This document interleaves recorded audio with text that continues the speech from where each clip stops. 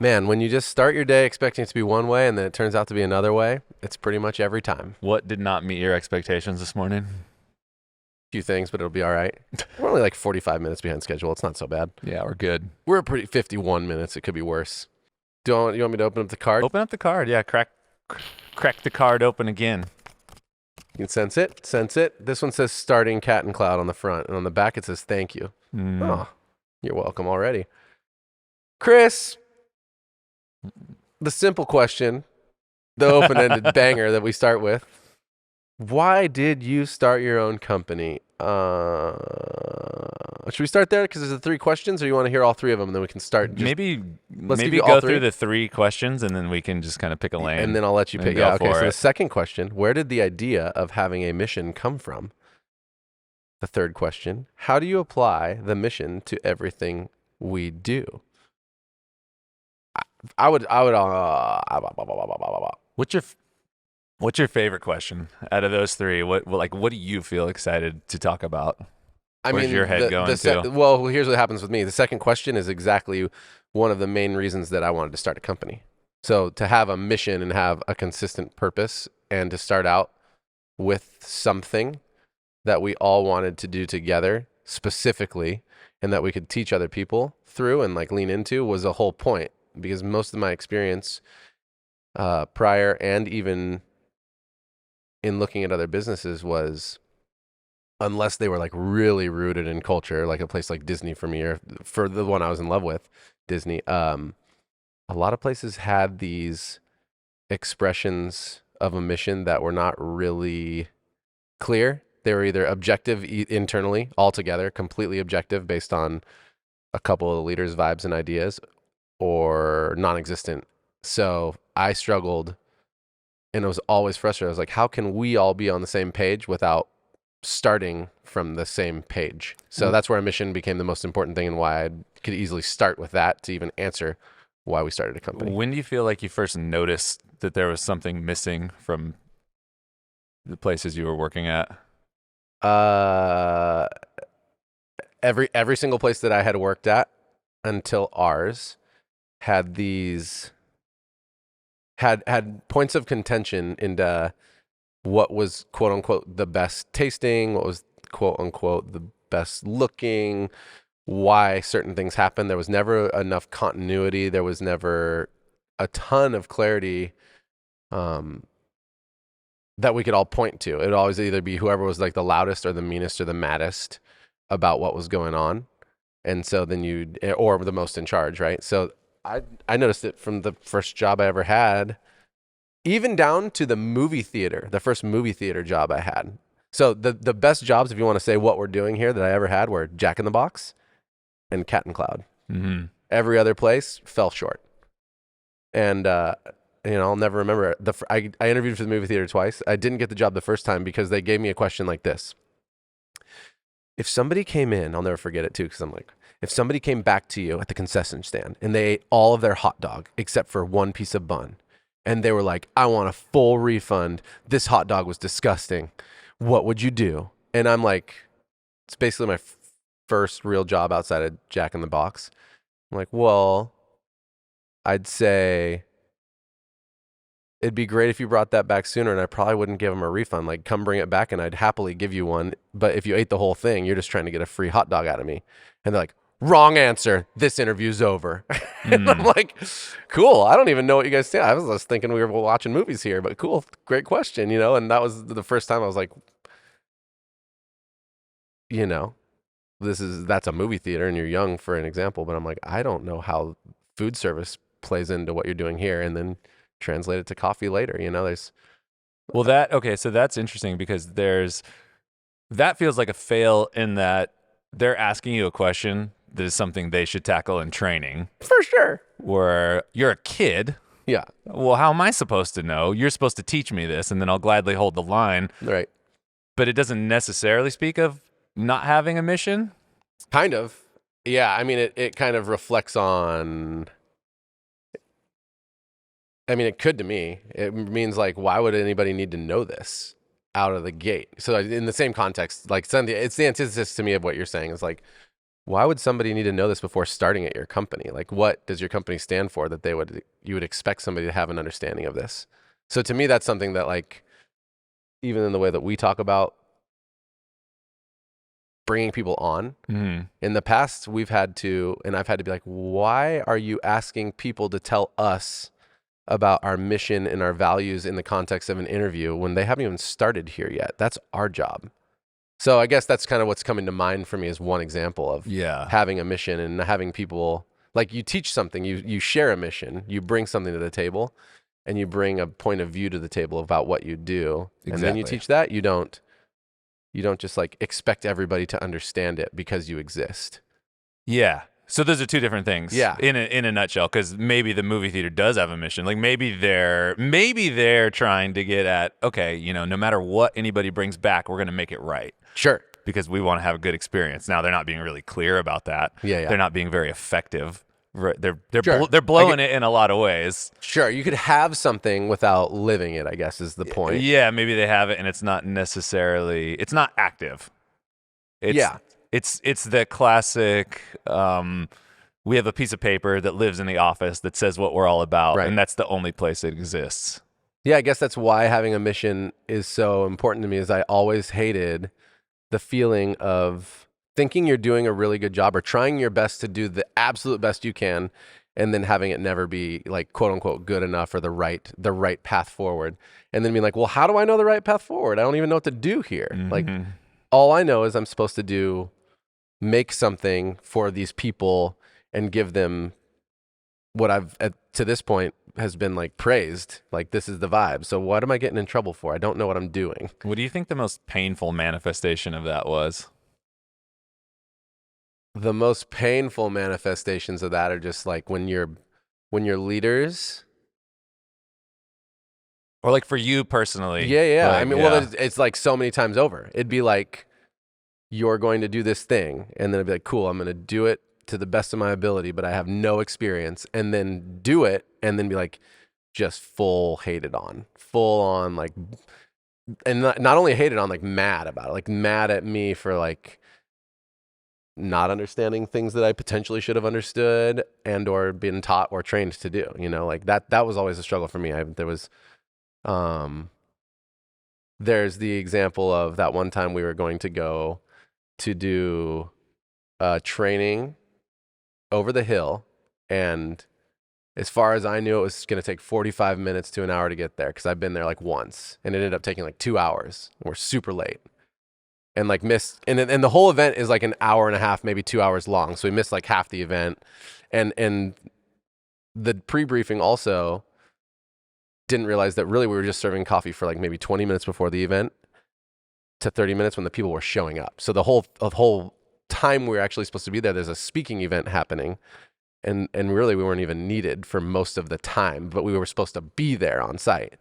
And so we showed up basically, you know, and I was like, first of all, late because of Bay Area traffic, just stuff I didn't know. I was a kid. I didn't have I don't even think we made it there. No, we made it, and it was halfway done, and they were like, there's only, like, 2 drinks to serve, and then they were working on cleanup, so we just helped them do cleanup. And then listened to the rest of the speech and then just left. And there was just no lines of communication, no super clarity. It was just like, you know, the event starts at 10, and it was just something I'd never done. I was like, it was in Mountain View from Santa Cruz. I was like, I haven't driven to Mountain View in Santa Cruz. I just am going to do my best. And I was like, cool, it only takes 45 minutes to get there. I was like, we'll leave it like 55 minutes till. And then traffic immediately on 17, traffic immediately on the other thing, traffic. And I'm like, shit, I don't even know what to do. And I remember being on the phone calling, being like, we're going to be super late. I don't know what to do. I'm bummed. And then the whole thing was just like stress overload from the top down of just like, we made a promise we didn't live up to, and now I'm in trouble for it. And I was like, you know, if I was going to do that event, if on my team was going to do that event, I'd be like, cool, you're going to need to leave like 2 hours early because traffic can be gnarly about this time of the day. You know, expect some of these things, and here's how we want to show up. Here's who you talk to. Like, I didn't even have the phone number of the person on site to call. Like, giving the person on our team the relevant information. Yeah, having clarity, right? Everything revolves to me around clarity. If we can be on the same page, then we can have the same expectations. It's a little bit how That's how a mission can work for me. Then there's no personal problems between you and I for the most part. It's like, this is just what we signed up for. This is our mission. This is what we do. Like, you may not like how it feels to do it today because you're having a bad mood, but this is still what we signed up for. So we're going to do it. Where do you think the mission ends and kind of personal responsibility begins? Because there's maybe you could have been briefed better, or like we could have been briefed better. Sure. We also could have left earlier. Right. Right. Yeah. Well, and that's where the personal responsibility is like totally like very, very bummed we didn't leave earlier. Yeah. That's where like a mistakes are okay sort of situation, but that's also where you can be met with the form of like, yep, like that's our learning opportunity. Something that came up today for you and I, we talked about in our executive meeting about just like an hour's mishap. And it's like something that fell through the cracks. And so I can go and own that with the leader and be like, hey, I've heard about this idea. We didn't talk about this being brought into how we operate.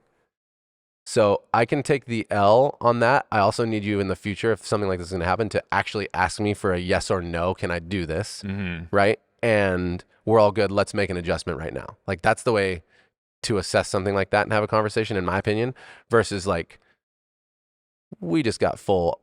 Well, when you had to stand there and listen to it, just got full blown out. Well, because I was new at the time. Yeah. That was like one of the first things that I ever had done. It was probably in my first couple of weeks of working there, I feel like. Maybe. I was pretty fresh. Yeah. And well, there's also a lot of assumptions, right? Like the assumption, I could feel the assumption was just like that I wasn't taking it seriously and I didn't care, which is also not true. And that's where a lot of how that backlash and like there's just not a lot of assumptions, right? And that's where you can just ask a few questions like I even mentioned right now. And, did you know it was going to take as long? I'd literally be like, no, and I didn't. And like, great, next time you got to leave way earlier, something to that effect. Or we need to really calibrate. If I'm to be maybe in development, it'd be like, great, next time we're going to do an event, you're going to calibrate with me and let me know like the details of how you're going to operate that plan and like check it off with me to make sure we're going to do it well. Something to that effect. There's a lot of opportunity versus what I feel like is missing in a lot of missional businesses is just go do it, and then we'll give you negative feedback potentially, or we will. It just leaves a lot of opportunity for somebody to not be inspired and not be moved by the idea of work and lost. I don't know. I mean, that to me is why missions matter. Yeah. As a big part of it. Yeah. I mean, if we, even as they evolve, right? Inspire connection by creating memorable experiences is what is ours. As it's evolved from what originally was like, we leave people happier than we found them. Leaving people happier than you found them was our original mission. And it's one of the manifestations of inspiring connection by creating memorable experiences. But the idea of inspiring connection by creating memorable experiences is an ability for you to personalize as a human being your role in an organization, as well as step to 30,000 feet and look at what's happening in the scope around you and say, are we inspiring a connection to what we do by creating a memorable experience? And that can go micro and macro. And to me, that's the magic of a mission. It could be the magic of the mission if you would so choose to put the time into creating one with the intention, and if that's the reason, right? And that is the reason for me to be able to personalize it and look at it from a 30,000 foot view and say, are we doing this? Yeah. I think I agree with most of what you said, because a mission, in essence, well, if you don't have anything to aim at, you have to ask the question, what the fuck are you doing? Right. And just showing up to do something just because you feel like it isn't super powerful. And in an era also where everybody's pretty good at what there's as many people, there's a lot of people who are just as good as you are at the thing that you do. And I think you can see the arc of certain companies start to trend downward when the thing they do isn't really rare anymore. So you can see that in specialty coffee specifically, where Right. we've been in the game for a long time. And if you rewind 10 or 15 years, when I started working at Ritual, it's 2006. The only other place to get specialty coffee like that in San Francisco was the Blue Bottle on Hayes Valley. That was it. That was the only spot they had. So if you wanted coffee like that, you were going to one of two places. Right. There was nowhere else to go. And because of that, you can kind of get away with whatever you want behind the counter as a company because what you have is rare. Fast forward, that thing isn't rare anymore. Yeah. Specialty coffee places are a dime a dozen. Nobody really cares if you can pour latte art because everybody can pour latte art. And people who are relying on, well, I'm just good at coffee, or we're just doing this specialty thing. It's not really it's not super compelling. Right. That's one aspect of it. Sure. And that can lead to people just kind of phoning it in or living in the past. And then from the employee point of view, yes, like you need to have clarity on what you're doing in order to feel confident that you're doing a good job and in order to be able to navigate situations well. So my brother took his family to Disneyland, and 2 kids first time there. Everyone's there. I think they were with friends too. And you go through the gates and there's this spot where you can get corn dogs. And how much is a corn dog at Disneyland? It's like $9. Yeah, some ridiculous amount of money. So he's like, okay, cool. Like you guys did, I got all this. And he's like, corn dogs, drinks. He's got this whole thing, and he's basically holding this bouquet of snacks, right? He pays for it, like takes this just precarious thing and starts walking across the park back to his family, and then just drops everything, like complete yard sale. No way. Just like all over the ground.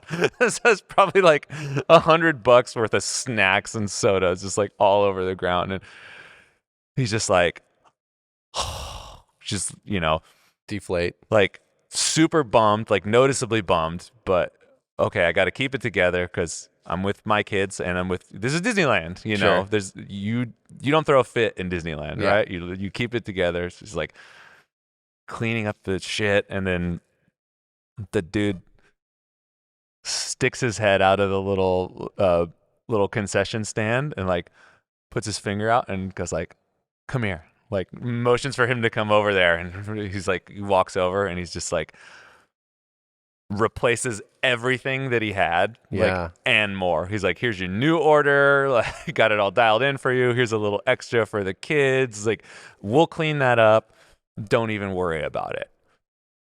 Those are the kind of situations, or those are the kind of service experiences that you really can't have without a mission. Yeah. Because there's no way you can create a SOP for any particular thing. What to do if father of 2 children drops 10 corn dogs and soda all over the place, or like what to do if someone forgets their wallet, or what to do if like rinse and there's a million things that can happen when you're dealing with guest service. Right.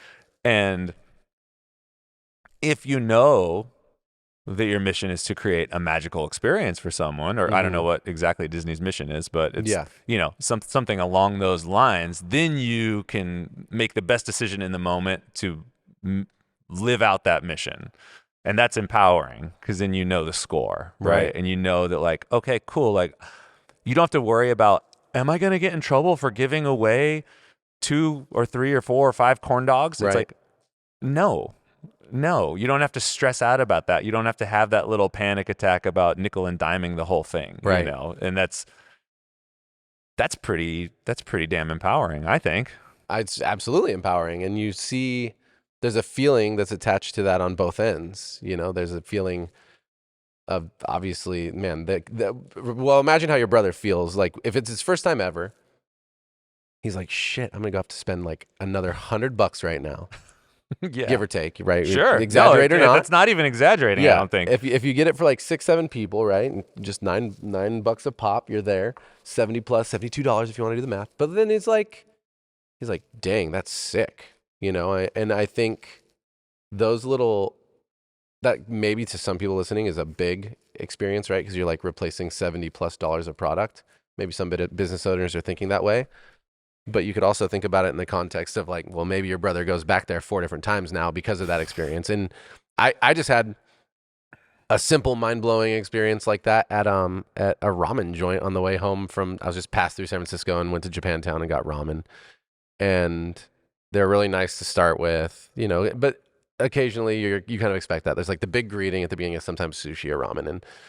But we sit down and we get our food, and my girlfriend Casey dropped like her egg in her soup, and it splattered into her tea and a little bit on the table, but like not even very much. And like within 5 seconds, somebody walks up with a new tea, pulls the other tea, and like wipes it all down for her. And this is a place that's in a mall. It's in the Japantown like mall.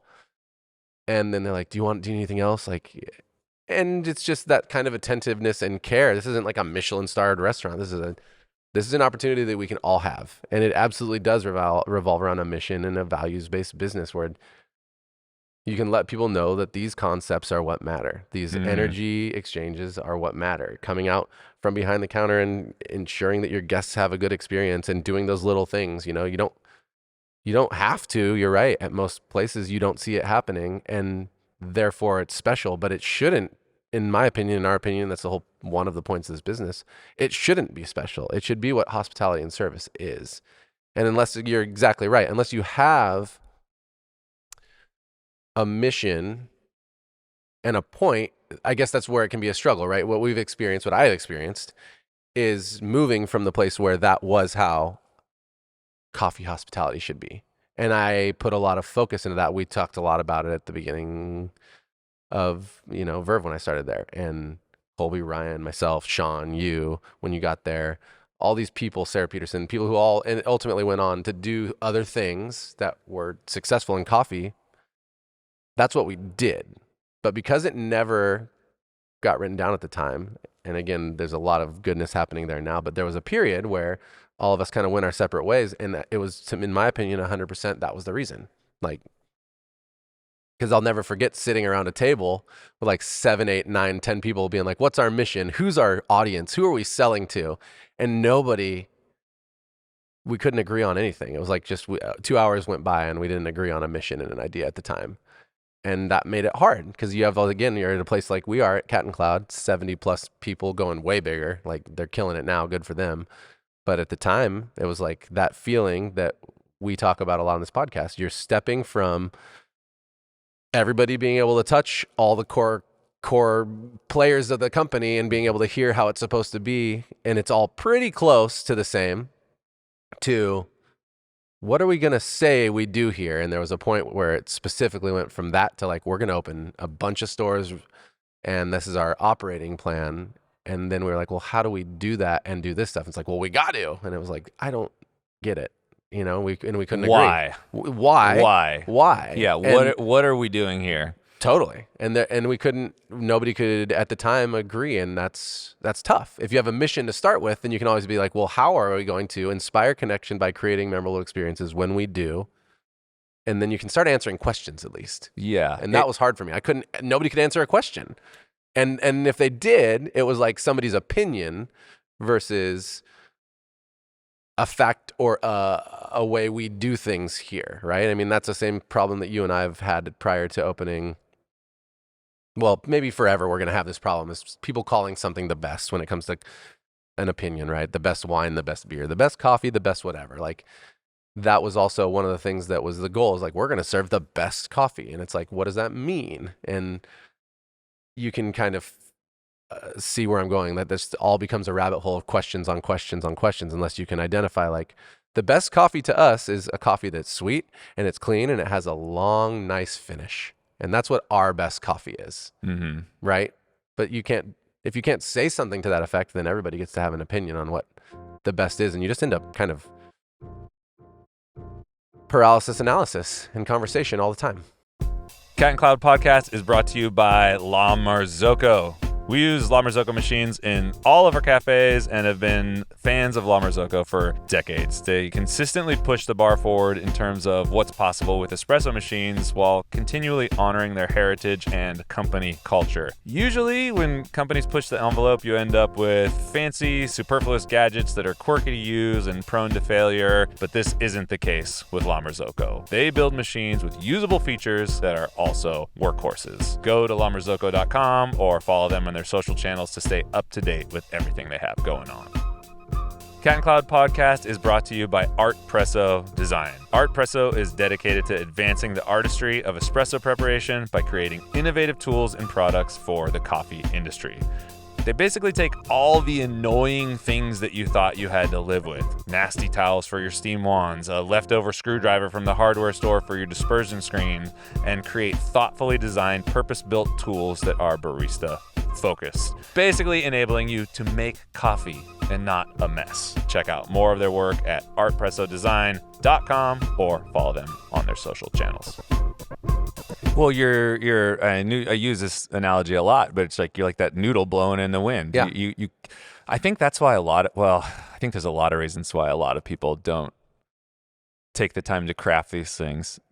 One, it requires you to be brutally honest with yourself, and that's pretty hard.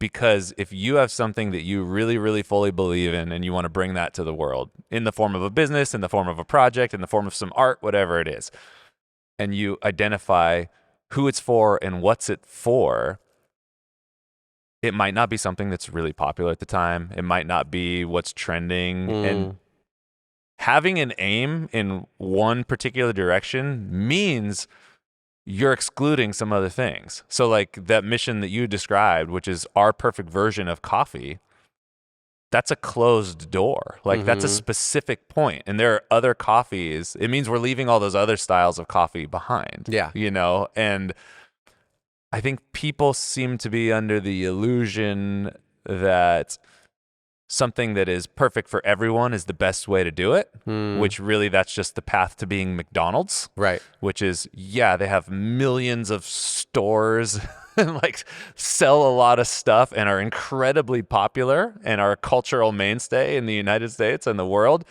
but nobody really cares. Like they're not leaders in any way, shape, or form. They're not creating the most memorable no one's ever like, I really remember going to McDonald's. It's like they do what they do.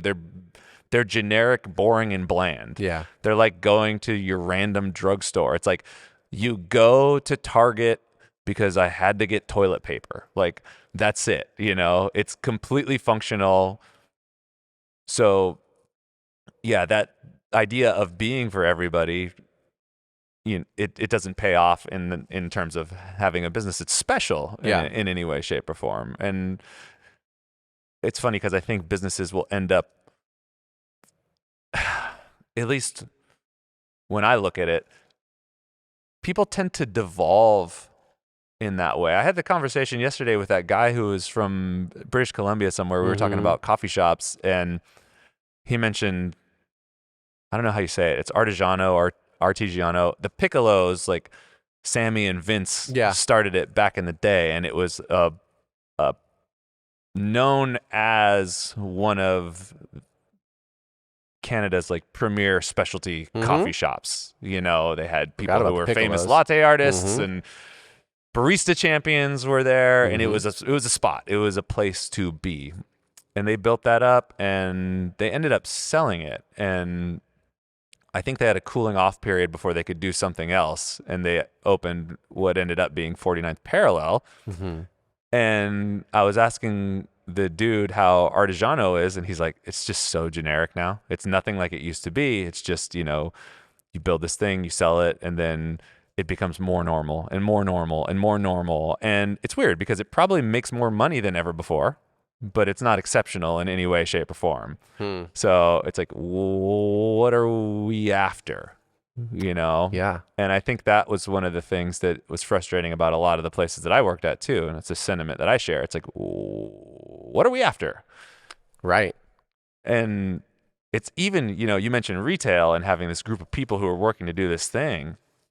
In retail, at least you get to see the guest on the other end of the spectrum. Sure. It's like you're having this face-to-face interaction. When you're dealing with something that's more ethereal, like an organization, we've got multiple departments. You know, you got the partner program, you got the marketing department, we've got all of these things. We've got finance, we've got the roastery, and you're piloting this big ship, not this one shop. Right. And trying to figure out where to send that thing requires a strong sense of direction and what we're doing, because Right. it's really easy to end up chasing the next buck or following a certain trend, even if you don't believe in it or care about it. It's just really dangerous. Yeah. What do you think about the coffee, especially coffee, kind of being a dime a dozen, meeting two parts, meeting like this is maybe for you to do a hot take versus obviously being able to claim, but there's a couple things that I think about when I think of coffees, especially coffee being a dime a dozen. It's like there's one potentially like young talent being able to theoretically go make more money as an owner, but then there's like that idea of having a point of view and et cetera, et cetera. Like, what do you, if you were to like just spitball and take a guess or a gander at like why and when was it like necessary for especially coffee to expand so greatly? And is there, like where might that motivation be just based on your perspective when you're looking and going and visiting these places? Like, what's the drive for individual companies to expand really quickly? I mean, it's like it's more of a conversation. If you're looking like you just mentioned having a point of view, right? And Yeah. I'm wondering, I guess first, like when you go to visit cafes, how much are you experiencing like a point of view versus like replication of doing the Right. same thing is one part. So maybe start there. Yeah. I mean, and I don't think this is special to specialty coffee. I rarely engage with people that I think offer any kind of point of view. Like, Right. I feel like most things are copies of other things, Sure. and there is some success in that for a while, as long as the copy that's happening is of higher quality than what was offered before. Yeah. Meaning, if we look, this is really obvious if we can zoom out way further, like Sure. beyond when we were in the game. So if you can take a snapshot of what does coffee culture look like in the United States in 1985, specialty coffee is basically non-existent. Mm-hmm. We've got Pete's, like most small towns don't even have a Starbucks yet. Like the latte is just kind of getting started, but everything's kind of mediocre, right? That's just where everything lives. Right. That's like a base level of quality. It just exists. Now, if we look at it 2023, we have a lot more specialty coffee, people buying from notable roasters, people who are well versed in preparation methods. You can get, a properly made cappuccino in more places. Not as prevalent as like maybe somewhere like Australia or Sure. something, but it's much better. So in that situation, I don't think a ton of people are really caring, like, does the specialty shop down the street have a point of view? It's just better than what was there before. Absolutely. So I Tracking. think that is part of where we're living too. It's like we got a bunch of generic businesses that are better than the generic businesses that existed 20 years ago. At least the product's a lot better. And you Right. could see that in food and stuff too, where it's like, I can't imagine eating some of the things that we ate on a regular basis when we were like 18, 19, 20. There's just a lot better options out there for things that are tasty. Maybe they don't have a point of view. Yeah, you like I keep thinking about that too as you're talking about it, and I'm like, so then what would be some advice for those people? Meaning, like, I started a business partially because and we should get into that more in a minute, but like, it's not supposed to be a business that comes and goes, right? There's businesses now, like there's a company called Market Lane in Seattle that I loved going to, and they're out of business. They're done, and I was like, holy shit, that place went out of business. And you go like, why? And then I start thinking, to your point, like they're the best for now. For now. Right. So it's either, what is the advice for those people? Because that's a little bit potentially the reality. As a human being, me, you, anybody, you have to, I think, have a real point of view and a reason to be somewhere, or else two things. Like you're either going to burn out because you're physically unable to like hold everything together by yourself forever as a small business, probably.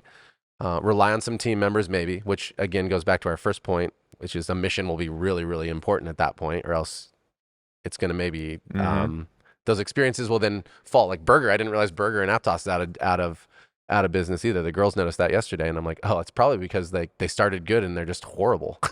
Hater, I'm gonna be a hater, but like it's disgusting to me. And I'm like, when they first opened, it was an awesome place to be.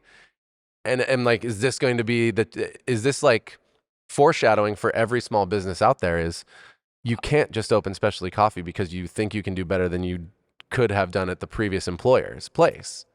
Yeah, I think you're hitting the nail on the head for sure. It's well, I think the more interesting thing, which speaks to what we're talking about, is you didn't even know that Burger went out of business. Well, that's because why? I know exactly why. Because I thought it was horrible, and I stopped caring. Which is like you don't care. I don't stopped care. Caring. Yeah, exactly. Like, would somebody miss me if I weren't there? Exactly. And if the answer is no, Ruh-roh. then you're probably in trouble, or at least you're on some kind of a timeline. Yellow and a red flag there. Exactly. And I think that's what the mission can help you do, is you realize that your mission isn't necessarily rooted in one particular thing, which is why I think a lot of these, we're talking specialty coffee because that's the industry we're in, are kind of on this ticking clock, because certain percentage of people see the thing as what they do as, we make cappuccinos with latte art. Right. We make decently prepared espresso. Like, we do this cut, copy, and paste version of service. But when you have something that's a mission isn't a thing, it's an idea. Right. So if you're talking about inspire connection by creating memorable experiences, that's an open book. Yeah. And we can look at that year over year and not say, are we making latte art right? It's like, well, we fucking better be. That's just cost of entry into the game. Right. Like, you can't have a coffee shop and not know how to make espresso and not know how to pour latte art, not know how to steam milk. That's just what you do. You know, that's a what. It's not a why.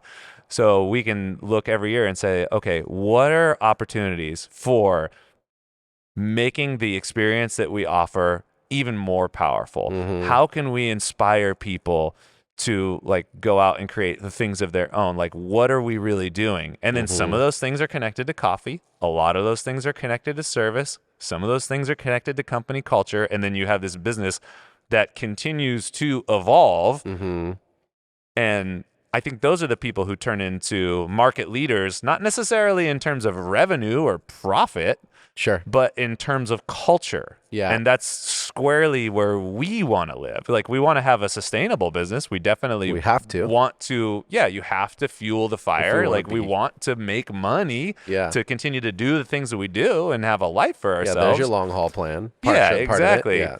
But, and I don't think, it's weird because I can't even remember the stats, but even with big businesses, the Fortune 500 list now compared to 20 years ago, it turns over all of the time. Things aren't built for the long haul. They're built for short-term profitability, or they're built off a whim. And then buyouts or failures, but most likely they're, And that's why having some sort of mission feels super important to us. I totally agree. And like, that's, it's been a long time since we talked about it. So it is kind of bringing up a lot of the reason why I think I wanted to start a company.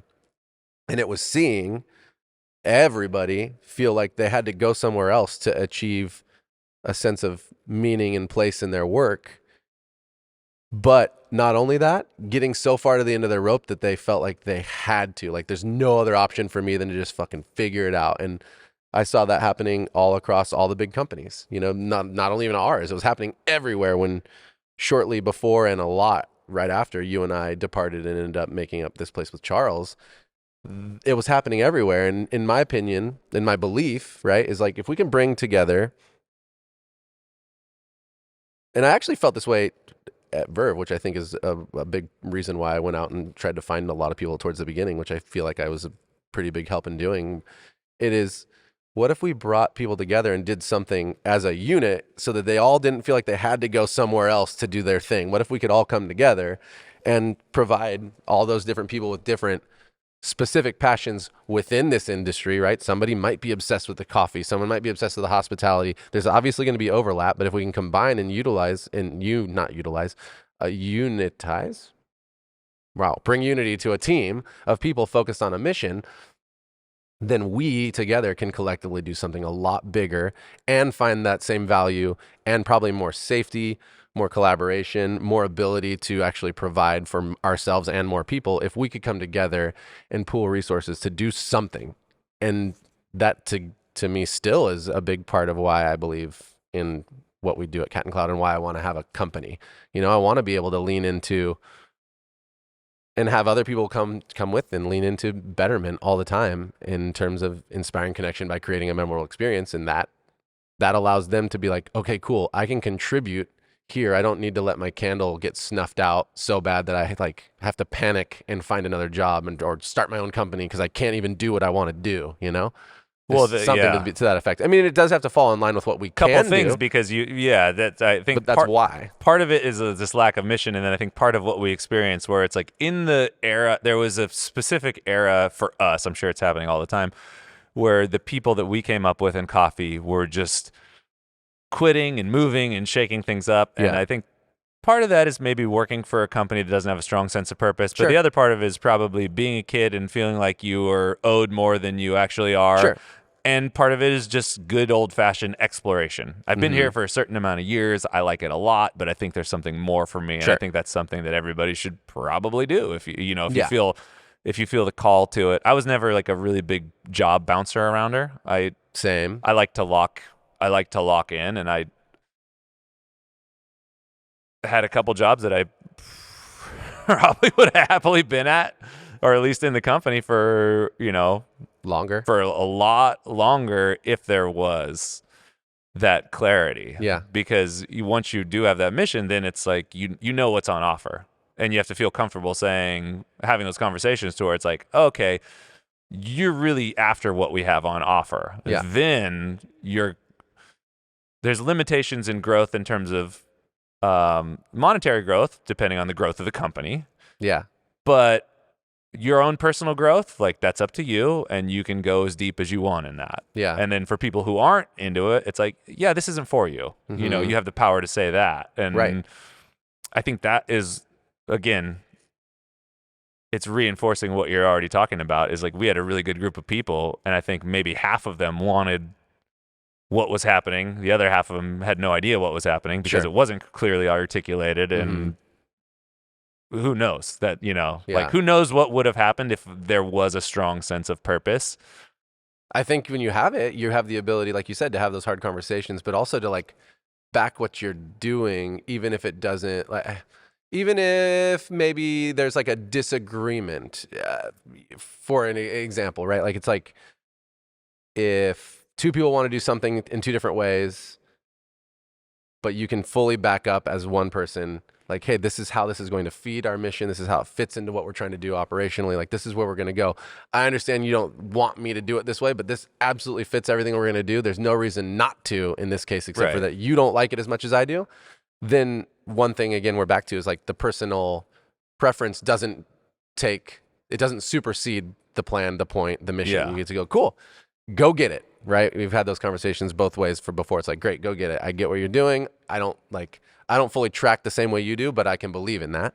Yeah. And then same thing, like I don't need, and I said that before, and I don't think people would pick up on this. I don't need people to feel like they need to be somewhere as long as you and I may be, because we do like to, stick with a job. But what I do believe is when we have a mission in a place where people know that there's a pursuit, that even as potentially leaders turn over eventually, if they do, then that honestly becomes a good thing, because it means that people who are hungry and believe in this can step into those places and continue to work with us to move this company forward. As you're totally right. Like there will be times when you as a person either hit a ceiling or internally you're like, you know what? I just want to shift gears in my life. I don't want to do this anymore. And that's okay too. It just means the work up until that point oftentimes can be far more valuable when you have a mission and a point. Yeah, I think to take what you said earlier and to tweak it a little bit to where it's like, I wanted to get